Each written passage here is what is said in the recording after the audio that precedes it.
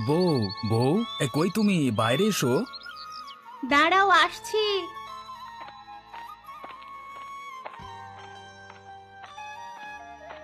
মাঠ থেকে এত জলদি ফিরে আসলে যে?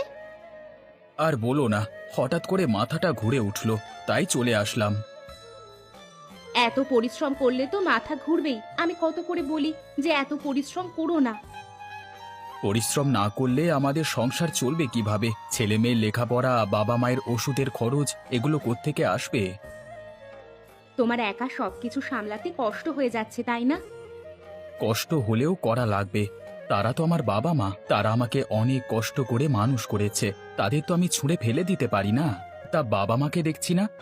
তোমার মুখে এসব কথা শুনে মনটা খুশিতে ভরে ওঠে। তুমি তোমার বাবা মাকে কত ভালোবাসো। তারা কোথায় গিয়েছে? কোথাও যায়নি, তারা তাদের রুমেই আছে। তানজিম এবং তামিম স্কুল থেকে ফেরেনি? না, এসে পড়বে এক্ষুনি। তুমি গোসল করে আসো, তোমার শরীরে মাটি লেগে আছে। আচ্ছা, তোমার রান্না শেষ হয়েছে? এখনো শুরু করিনি, ঘরে তরকারি শেষ হয়ে গিয়েছে। তুমি গোসল করে এসে বাজারে যাও। আচ্ছা, তুমি ঘরে যাও, আমি পুকুরে দুটো ডুব দিয়ে আসি। আচ্ছা।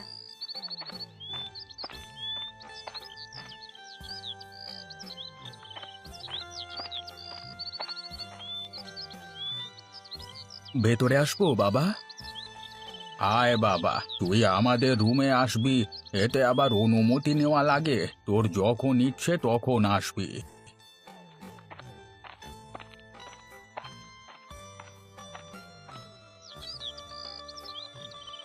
আচ্ছা, তাই দুজনে শুয়ে আছো যে? শরীরটা কি বেশি অসুস্থ হয়ে পড়েছে? হ্যাঁ রে বাবা, দুজনেরই খুব জ্বর। এ মা, এ তো দেখছি দুজনেরই গা জ্বরে পুড়ে যাচ্ছে। পাখির মাকে জ্বরের কথা বলনি? আমাকে তো একবারও বললো না যে তোমাদের এত জ্বর এসেছে।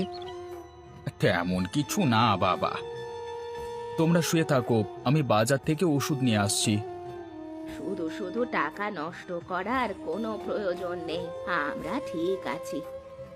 ঠিক আছো কিনা তা তো আমি নিজের চোখেই দেখতে পাচ্ছি। দুপুরে খাবার খেয়েছিলে? পেট ভরা আছে তাই খাইনি। পেট ভরা আছে মানে? তোমরা তো কিছু খাওনি, পেট ভরা থাকবে কিভাবে? না, মানে আর মানে মানে করতে হবে না। আমি খাবার পাঠিয়ে দিচ্ছি, তোমরা খেয়ে নেবে। এত অনিয়ম করলে কি অসুখ কমবে নাকি আরো বাড়বে? তুই শুধু শুধু আমাদের জন্য টাকা নষ্ট করিস না, তোর ছেলে মেয়েদের জন্য কর, তাদের ভবিষ্যতের জন্য কর।